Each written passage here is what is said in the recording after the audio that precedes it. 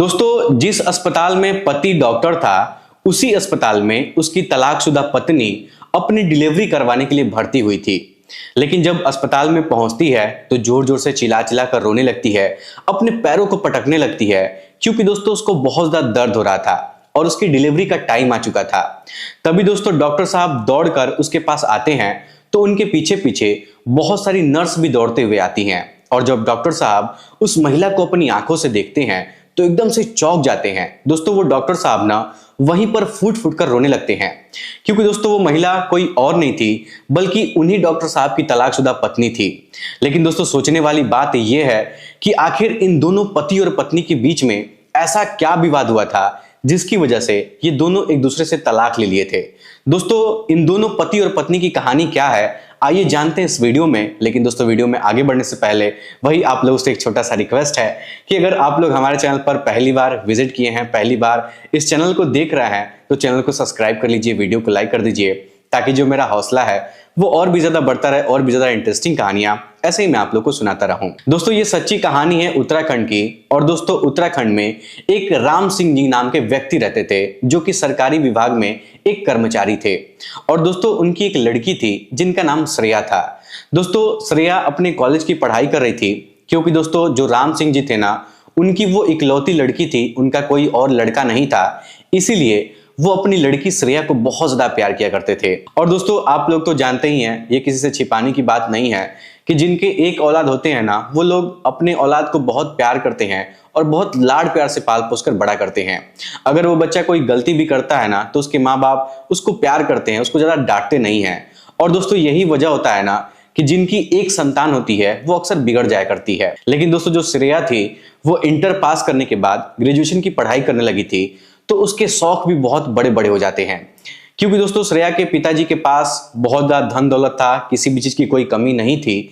इसीलिए दोस्तों जो श्रेया थी ना, वो अपने दोनों हाथों से आंखों को बंद करके पैसों को उड़ाया करती थी, महंगी महंगी गाड़ियों में घूमती थी। उसका शौक था कि रात को अपने दोस्तों के साथ पार्टी करना, महंगे महंगे बड़े बड़े रेस्टोरेंट में खाना खाना, महंगा महंगा मोबाइल चलाना। लेकिन दोस्तों उसके पिताजी उसको रोकते नहीं थे, उसको टोकते नहीं थे, कुछ बोलते नहीं थे। जो भी वो मांगती थी ना, उसको लाकर दे दिया करते थे। अब दोस्तों इस तरीके से कुछ दिन का वक्त गुजरता है तो श्रेया का ग्रेजुएशन भी कंप्लीट हो जाता है। तो दोस्तों राम सिंह जी सोचते हैं ना कि अब हमारी बेटी बड़ी हो गई है, क्यों ना कोई अच्छा लड़का देकर इसकी शादी करवा दिया जाए। अब दोस्तों यही सब सोच के जो राम सिंह जी हैं वो अपनी बेटी श्रेया के पास जाते हैं, उससे पूछते हैं कि बेटी अब तुम बड़ी हो गई हो, अब हम लोग तुम्हारा विवाह करवाना चाहते हैं, इस पर तुम क्या कहना चाहती हो, तुम्हारा क्या राय है। तब दोस्तों श्रेया अपने पिताजी से कहती है कि मैं अभी शादी नहीं करना चाहती हूँ, क्योंकि मैं तो अभी आगे की पढ़ाई करना चाहती हूँ और अपने जीवन में एक कामयाब इंसान बनना चाहती हूँ, आगे की पढ़ाई करना चाहती हूँ। तब दोस्तों राम सिंह जी कहते हैं कि बेटी मैं तुमको पढ़ने के लिए मना नहीं कर रहा हूँ, तुम अपने ससुराल में रहकर भी पढ़ाई कर सकती हो, क्योंकि जिस लड़के से मैं तुम्हारी शादी तय करूंगा उससे सबसे पहले मैं यही बात करूंगा कि तुम अगर मेरी बेटी को पढ़ाओगे तभी मैं तुमसे उसकी शादी करूंगा, नहीं तो नहीं करूंगा। अगर वो लड़का पढ़ाने के लिए मान जाएगा तभी तुम्हारी शादी उस लड़के से करवाऊंगा। अब दोस्तों जब ये बात श्रेया अपने पिताजी के मुंह से सुनती है तो वो भी मान जाती है, शादी करने के लिए तैयार हो जाती है। तो दोस्तों श्रेया के पिताजी राम सिंह जी अपने ही एक मित्र के लड़के से उसकी शादी तय करवा देते हैं। दोस्तों उस लड़के का नाम पंकज था। और दोस्तों पंकज के जो पिताजी थे उनका नाम बलवंत सिंह था। दोस्तों बलवंत सिंह जी खेती बाड़ी करने वाले इंसान थे, किसान इंसान थे। वो कोई सरकारी कर्मचारी नहीं थे या फिर कोई अधिकारी नहीं थे। इसीलिए जो बलवंत सिंह जी थे वो एक मिडिल क्लास वाली जिंदगी बिता रहे थे। उनके ऊंचे ऊंचे शौक भी नहीं थे, बड़े नॉर्मल टाइप के इंसान थे। लेकिन दोस्तों उनका जो लड़का था ना, जो पंकज था, वो सरकारी डॉक्टरी की पढ़ाई कर रहा था और बचपन से उसका सपना था कि वो डॉक्टर बने। तो दोस्तों कुछ दिन बाद इन दोनों की शादी की तारीख भी तय हो जाती है और फिर पंकज से धूमधाम से करके श्रेया की शादी करवा दी जाती है।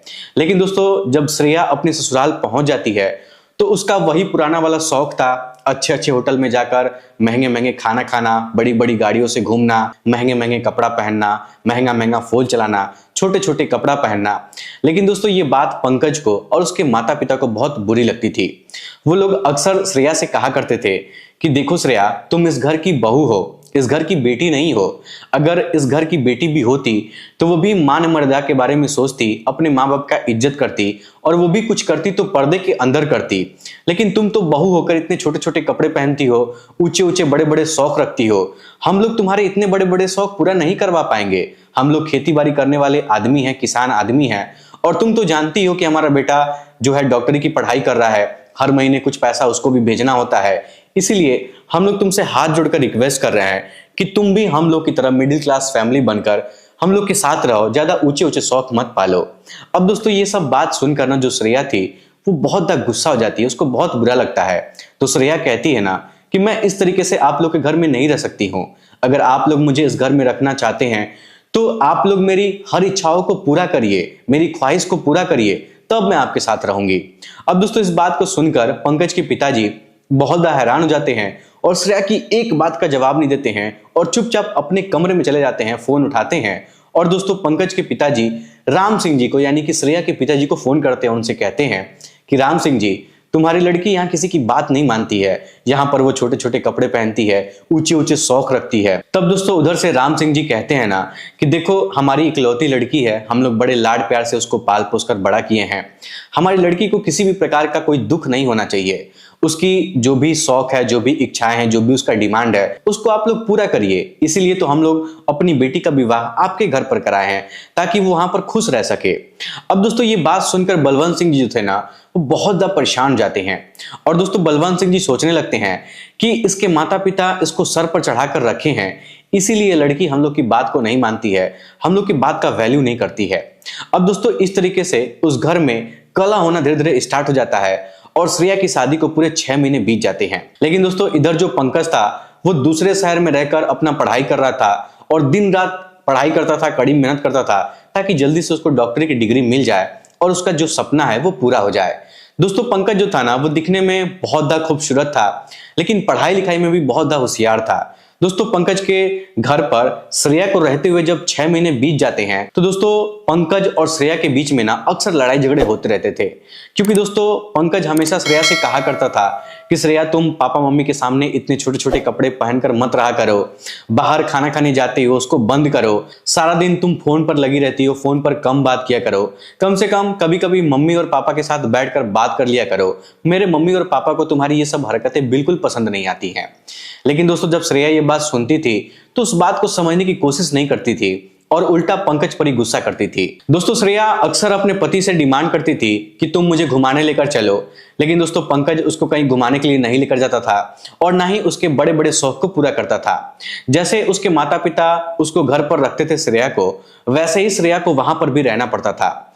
दोस्तों पंकज श्रेया से कहता था ना कि देखो हम लोग मिडिल क्लास फैमिली वाले लोग हैं, जैसे मेरे मम्मी पापा कम पैसों में घर पर रहकर गुजारा करते हैं वैसे तुमको भी गुजारा करना पड़ेगा। तभी दोस्तों श्रेया पंकज से कहती थी कि देखो पंकज मुझे ये सब नहीं हो पाएगा, अगर तुम चाहते हो कि तुम्हारे माता पिता दिन रात घर में रहते हैं, चुपचाप बैठे रहते हैं, घर का काम करते हैं, तो मैं भी ऐसा करूं तो मुझसे ये सब नहीं हो पाएगा। अगर तुम ये सोचते हो कि तुम्हारी माँ दिन भर घर का काम करती हैं, बाहर का भी काम संभालती हैं, तो मैं भी ये सब करूं तो मुझसे ये सब नहीं हो पाएगा। क्योंकि दोस्तों जो श्रेया थी ना वो अपने ऊंचे ऊंचे शौक पूरा करवाना चाहती थी पंकज से और पंकज ये सब करना नहीं चाहता था और इसी बात को लेकर घर में लगातार लड़ाई झगड़े होते रहते थे और पंकज से भी लड़ाई झगड़े होते रहते थे। लेकिन दोस्तों जब 6 महीने का वक्त गुजरता है तब श्रेया को पता चलता है कि वो प्रेग्नेंट हो गई है। तभी दोस्तों श्रेया अपने पापा को फोन करती है और उनसे कहती है कि पिताजी अब मैं इस घर में 1 मिनट भी नहीं रह सकती हूँ, क्योंकि इन लोगों का रहन सहन हमारे लायक नहीं है। पापा पता नहीं हमारी शादी आप किन भूखे नंगे लोगों के यहाँ करवा दिए हैं, ये लोग ना तो हमारी इज्जत करते हैं और ना ही मेरी इच्छाओं को पूरा करते हैं, ये लोग तो मुझे खुश भी नहीं रख पाते हैं। अब दोस्तों इस बात को सुनकर श्रेया के पिताजी उसको कुछ बोलते नहीं हैं, उसको अपने घर पर बुला लेते हैं और फिर उसको बैठाकर उसको समझाते हैं, उससे कहते हैं कि बेटा तुम चिंता मत करो, थोड़े दिन बाद पंकज और उसके घर वाले जब तुम्हारे साथ रहने लगेंगे तो तुम्हारी आदत उनको हो जाएगी, तो वो लोग तुमको समझने लगेंगे, तुमको कुछ नहीं बोलेंगे, तो तुम्हारी जिंदगी बड़े आराम से कटने लगेगी। लेकिन दोस्तों जो श्रेया थी ना वो अपने पापा की बात को समझने के लिए तैयार नहीं होती है। लेकिन दोस्तों जब श्रेया अपने पापा के घर पर वहां पर रहने लगती है तो दोस्तों उसके तो बहुत बड़े बड़े शौक थे और जो उसकी आदत थी वो उसको वो भुला नहीं पाई थी, उसकी आदत अभी वैसे ही पड़ी हुई थी। अब दोस्तों इसी वजह से ना जब अपने पापा के घर पर वो रहने लगती है तो अपने दोस्तों को पापा घर पर बुलाती थी, उनके साथ बाहर देर रात तक घूमने के लिए जाती थी। और दोस्तों श्रेया ये बात उस समय भूल चुकी थी कि उसकी शादी हो चुकी है और उसके पेट में एक बच्चा पल रहा है। लेकिन दोस्तों इसके बावजूद भी श्रेया अपने लड़के दोस्तों के साथ होटल में जाती थी, उनके साथ रात बिताती थी और ऊंचे ऊंचे रेस्टोरेंट में खाना खाने के लिए जाती थी, बड़ी बड़ी गाड़ियों से घूमती थी। और दोस्तों एक तरीके से देखा जाए ना तो श्रेया ये सब काम बचपन से की थी, उसको आदत पड़ चुकी थी, या फिर साफ भाषा में कहा जाए तो ये सब काम करना उसको बहुत पसंद था। अब दोस्तों इस तरीके से धीरे धीरे समय बीतता चला जाता है और जो पंकज होता है ना वो खूब मन लाकर अपनी डॉक्टरी की वहां पर पढ़ाई करता है। तो दोस्तों उसकी जो मेहनत है ना एक दिन रंग लाती है और डॉक्टरी की पढ़ाई वो पास कर लेता है और दोस्तों उसको ट्रेनिंग के लिए भेज दिया जाता है। इधर दोस्तों जब श्रेया अपने दोस्तों के साथ घूमने फिरने लगती है तो उसको ऐसा लगने लगता है कि पंकज उसके लायक नहीं है। तभी दोस्तों एक दिन श्रेया तलाक का कागज कोर्ट में पेश कर देती है, तो कुछ दिन बाद इन दोनों के बीच में तलाक भी हो जाता है। हालांकि दोस्तों उस समय श्रेया के पिताजी उसको समझाने की बहुत कोशिश करते हैं और पंकज भी उसको समझाने की कोशिश बहुत करता है, लेकिन दोस्तों वो किसी की बात नहीं मानती है। लेकिन दोस्तों जब पंकज एक सफल डॉक्टर बन जाता है तो दोस्तों पंकज को उत्तराखंड के अंदर एक अच्छे अस्पताल में उसकी नियुक्ति हो जाती है और वहां पर वो नौकरी करने लगता है। लेकिन दोस्तों इधर जब श्रेया अपने मायके में रहने लगती है, अपने पापा के घर पर रहने लगती है, तो दोस्तों वो अपने दोस्तों के साथ घूमने फिरने लगती है और ये बात भूल जाती है कि वो पंकज के बच्चे की मां बनने वाली है। लेकिन दोस्तों जब श्रेया के डिलीवरी का टाइम नजदीक आ जाता है तो दोस्तों उसके जो यार दोस्त थे ना वो उसको पूछते भी नहीं है और ना ही उसको देखने के लिए आते हैं। दोस्तों श्रेया जब भी अपने दोस्तों के साथ कहीं बाहर घूमने के लिए जाती थी तो उसके दोस्त लोग कहा करते थे कि श्रेया अब तुम घर पर आराम करो, तुम्हारे साथ घूमने में हम लोग को अच्छा नहीं लगता है, तुम्हारे पेट में बच्चा है, तुम्हारा पेट बहुत बाहर निकल गया है। अब दोस्तों इस तरीके से जब वो लोग बोलते थे ना तो श्रेया इस बात को सुनकर समझ जाती है कि उसके दोस्त जिंदगी भर उसका साथ नहीं देने वाले हैं। लेकिन दोस्तों श्रेया अब चाह कर भी कुछ नहीं कर सकती थी, क्योंकि दोस्तों वो अपने पति को तलाक दे चुकी थी। क्योंकि दोस्तों उसके जो दोस्त लोग थे ना वो लोग भड़का दिए थे कि जो तुम्हारा पति है वो तो बस नॉर्मल लड़का है, घूमने फिरने वाला लड़का नहीं है, तुमको पूरी जिंदगी घर में रखेगा, तुमको घुमाए फिराएगा नहीं, तुमको एंजॉय नहीं कराएगा। तो इसी सब के चक्कर में आकर वो अपने पति से तलाक ले लेती है। अब दोस्तों इस तरीके से धीरे धीरे वक्त गुजरता है तो श्रेया एकदम से अकेली पड़ जाती है और अपने पापा के घर पर रहने लगती है। लेकिन दोस्तों जब 9वां महीना लगता है तो उसके पेट में बहुत ज्यादा दर्द होने लगता है, तो उसके पिताजी तुरंत घर पर ही एम्बुलेंस फोन करके बुलवा लेते हैं और तुरंत उसको अस्पताल में भर्ती करवाते हैं। लेकिन दोस्तों जब श्रेया एम्बुलेंस से नीचे उतरती है अस्पताल के अंदर जाने के लिए तो उसको दर्द और भी ज्यादा होने लगता है और जोर जोर से चिल्लाने चिल्लाकर रोने लगती है। अब दोस्तों उसके रोने की आवाज और चिल्लाने की आवाज सुनकर जो अस्पताल के सारे स्टाफ लोग थे, जो डॉक्टर लोग थे, वो लोग दौड़ कर बाहर आके देखने की कोशिश करते हैं कि कोई महिला इतना क्यों चिल्ला रही है। तो दोस्तों पंकज भी दौड़ कर आता है देखने के लिए कि आखिर वो महिला चिल्ला क्यों रही है, इतना रो क्यों रही है। लेकिन दोस्तों जैसे ही पंकज दौड़कर अस्पताल के बाहर वाले दरवाजे के पास पहुंचता है और जैसे ही पंकज श्रेया को देखता है अपनी आंखों से तो उसके होश उड़ जाते हैं, उसके आंखों से अचानक आंसू बहने लगते हैं। तभी दोस्तों पंकज सभी नर्सों से कहता है कि आप लोग जल्दी से डिलीवरी वार्ड में जाकर सारा इंतजाम करिए, मैं इसको लेकर अभी आ रहा हूं।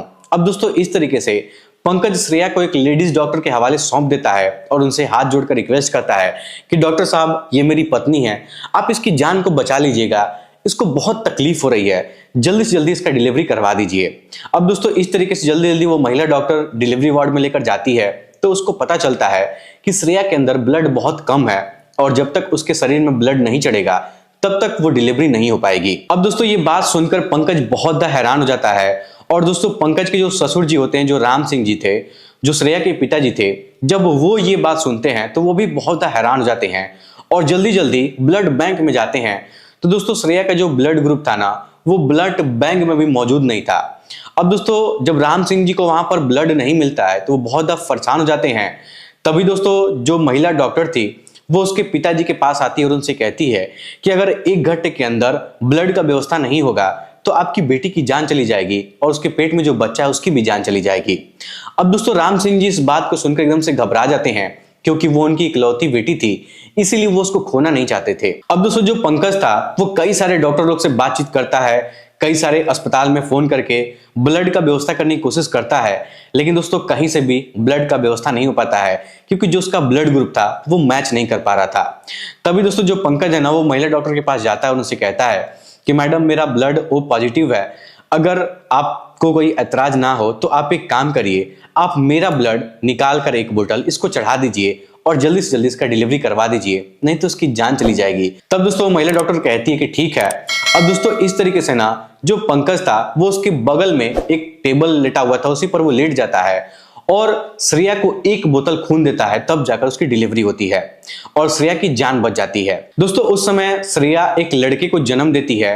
जब वो लड़का पैदा हो जाता है तो दोस्तों पंकज वहां से उठकर अपने केबिन में जाकर बैठ जाता है और अपना काम करने लगता है। अब दोस्तों इस तरीके से 2-3 घंटे का वक्त गुजरता है और जब शाम होती है तो दोस्तों जो श्रेया थी उसको होश आ जाता है और जब होश आता है तो श्रेया अपने बगल में अपने बच्चे को देखकर बहुत खुश हो जाती है। दोस्तों जो लड़का पैदा हुआ था ना वो लड़का दिखने में बहुत सुंदर था और वो दिखने में बिल्कुल पंकज की तरह लग रहा था। तभी दोस्तों श्रेया उस महिला डॉक्टर का धन्यवाद करती है और उससे कहती है कि डॉक्टर मैडम, अगर आप नहीं होती तो मेरी भी जान चली जाती और मेरे बच्चे की भी जान चली जाती। आप मेरे बच्चे को इस दुनिया में सही सलामत सुरक्षित लेकर आई हैं और मेरी भी जान बचाई हैं, इसके लिए मैं आपकी बहुत आभारी हूं।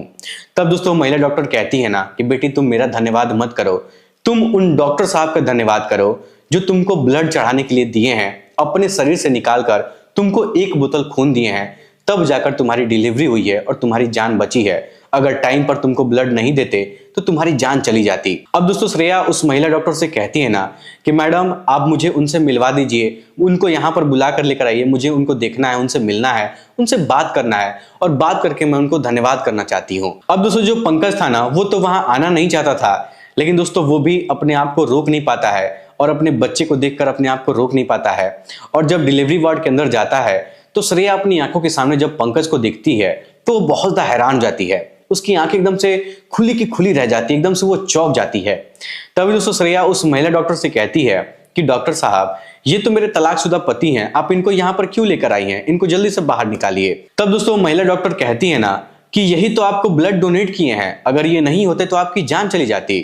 अब दोस्तों ये बात सुनकर श्रेया की आंखों से अचानक आंसू बहने लगते हैं। एक तरफ बगल में उसका बच्चा सोया हुआ था और दूसरी तरफ उसकी आंखों के सामने उसका तलाकशुदा पति खड़ा था। तो श्रेया उसको देख कर ना फूट फूट कर रोने लगती है। दोस्तों श्रेया सोचती है ना कि पंकज मेरी जान बचाया है और मैं इसके साथ कितना गलत व्यवहार कर रही थी, मैं इसको गरीब भूखा नंगा कहती थी और ये तो मेरी इस तरीके से मदद किया है, मेरी जान को बचाया है। दोस्तों इतना सब सोचते सोचते ना जो श्रेया थी वो बहुत ज्यादा शर्मिंदा हो जाती है और हाथ जोड़कर पंकज के सामने उसके पैरों में गिरकर फुट फुट कर रोने लगती है। तभी दोस्तों पंकज श्रेया से कहता है ना कि देखो श्रेया, तुमको पैर पकड़कर रोने की जरूरत नहीं है, तुम्हारे माँ बाप ने जैसा तुमको संस्कार दिया था तुम उसी के अनुसार चल रही थी, इसमें तुम्हारी कोई गलती नहीं है। लेकिन अब तुम्हारा बच्चा सही सलामत पैदा हो गया है और तुम भी स्वस्थ हो, तुम चिंता मत करो, बहुत जल्दी ठीक हो जाओगी और कुछ दिन बाद तुमको यहाँ से डिस्चार्ज कर दिया जाएगा। अब दोस्तों इस बात को सुनकर श्रेया फिर से फुट फुट कर रोने लगती है। तभी वहां से पंकज जाने लगता है तो श्रेया उससे कहती है कि पंकज रुको, तुम कहाँ जा रहे हो, मैं इस बच्चे को लेकर अब कहाँ जाऊंगी, अब मेरा तो कोई ठिकाना भी नहीं है। तब दोस्तों श्रेया हाथ जोड़कर पंकज से कहने लगती है कि पंकज देखो मुझे माफ कर दो, मुझे आप अपने साथ अपने घर लेकर चलो। तब दोस्तों पंकज उससे कहता है कि देखो श्रेया, मैं भूखा नंगा व्यक्ति हूं, तुम्हें घर ले जाकर तुम्हारे शौक पूरा नहीं करवा पाऊंगा और रही बात तुम्हारे रहने की, तुम्हारी जिम्मेदारी की, तो तुम्हारे पापा है ना तुम्हारा देख रेख करने के लिए, तुम्हारे शौक को पूरा करने के लिए तुम उनके घर पर चली जाना, वहां पर तुमको कोई दिक्कत नहीं होगी, वहां पर छोटे छोटे कपड़े पहन के रहना, अपने बड़े बड़े शौक पूरा करना। इसलिए अब मैं तुम्हारे साथ नहीं रहना चाहता हूं, मैं उब चुका हूं तुम्हारी इन आदतों से। अब दोस्तों ये सब बात सुनकर ना जो राम सिंह जी थे वो भी बहुत ज्यादा शर्मिंदा हो जाते हैं, क्योंकि वो भी अपनी बेटी के बगल में बैठे हुए थे और हाथ जोड़कर कहने लगते हैं कि बेटा देखो हमसे बहुत बड़ी गलती हुई है, ये बात मैं मानता हूं कि मेरी बेटी नादान है, लेकिन मेरी बेटी की इसमें कोई गलती नहीं है, ये बच्चा जो पैदा हुआ ये तुम्हारा है और मैं तुमसे हाथ जोड़कर विनती कर रहा हूं कि इस बच्चे के खातिर तुम मेरी बेटी को फिर से अपना लो, नहीं तो उसकी जिंदगी बर्बाद हो जाएगी, वो इस बच्चे को लेकर कहां जाएगी।